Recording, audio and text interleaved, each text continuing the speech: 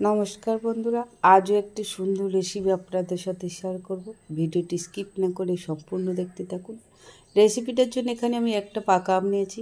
আপনারা চাইলে আমটা কম বেশি করে নিতে পারেন।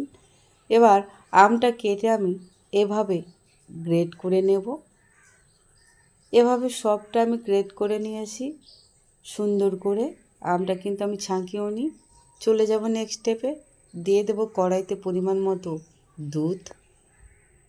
দুধটা কিছুক্ষণ ফুটিয়ে নেব আমি। দুধটা কিছুক্ষণ ফোটানোর পর দুধটা একটু মোটা হয়ে এলে এখানে আমি অ্যাড করে দেব সামান্য অল্প পরিমাণ একটু সুজি।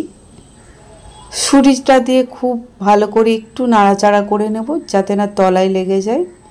এবার এখানে আমি একটু সুজিটা মোটা হয়ে এলে যে আমের কাতটা বের করে নিয়েছিলাম সেটা এখানে অ্যাড করে দিয়ে দুধের সঙ্গে খুব ভালো করে মেশাতে থাকবো।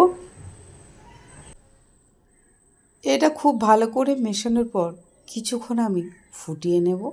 একটু মোটা হয়ে এলে এখানে আমি অ্যাড করে দেব স্বাদ মতো চিনি। তবে এখানে যে যেমন মিষ্টি খেতে ভালোবাসে সেই অনুযায়ী দেবেন। চিনিটা দিয়ে আবারও খুব ভালো করে আমি এটা মেশাতে থাকবো যাতে না তলায় লেগে যায়। তবে এটা এভাবে সবসময় নাড়াচাড়া করতে হবে। আর আস্তে আস্তে এর কালারটা কিন্তু চেঞ্জ হয়ে যাচ্ছে। এটা কিছুক্ষণ ফোটানোর পর এখানে আমি অ্যাড করে দেব বাদাম। এখানে আমি চীনা বাদামটা গুঁড়ো করে নিয়েছিলাম, তবে খুব মিহি করে গুঁড়ো করিনি, আপনারা দেখতেই পেয়েছেন। দিয়ে আবারও খুব ভালো করে নাড়তে থাকবো এটা শুকানো পর্যন্ত। এটা খুব ভালো করে শুকিয়ে নেব আমি যাতে না তলায় লেগে যায়। এভাবে নাড়তে থাকতে হবে। এটা হয়ে গিয়েছে। এবার এটা আমি নামিয়ে নেব।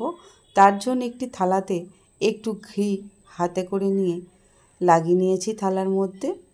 আর মিষ্টির মধ্যে ঘি দিলে খুব সুন্দর একটা সেন্ট হয়। এবার যে এটা আমি রেডি করেছি সেটা এখানে অ্যাড করে সুন্দর করে সমান করে কিছুক্ষণ ঠান্ডা হতে দেব আমি। উপর থেকেও একটু ঘি দিয়েছিলাম। ঠান্ডা হওয়ার পর এটা আমি ঠিক এভাবে কেটে নেব।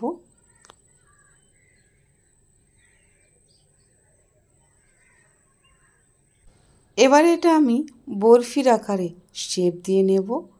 আমি হয়তো অত সুন্দর পারবো না, তবে আমি আমার মতো করে এটা শেপ দিয়ে নেব। ঠিক এভাবে সুন্দর করে আমি একটা একটা করে কেটে নেব। এখান থেকে তুলেও আমি দেখে দিচ্ছি। থালার মধ্যে কিন্তু একটুও লেগে নেই। আর ঠিক কতটা লোভনীয় হয়েছে দেখুন বন্ধুরা। বাড়িতে যদি গেস্ট আসে আর একটি যদি আম থাকে, সঙ্গে সঙ্গে এই রেসিপিটা বানিয়ে দিতে পারেন। আশা করছি খারাপ লাগবে না, ভালো লাগবে। আমার আমের বরফি সন্দেশ রেডি। রেসিপিটি কেমন লাগলো তো অবশ্যই কমেন্ট করে আমাকে জানাবেন বন্ধুরা।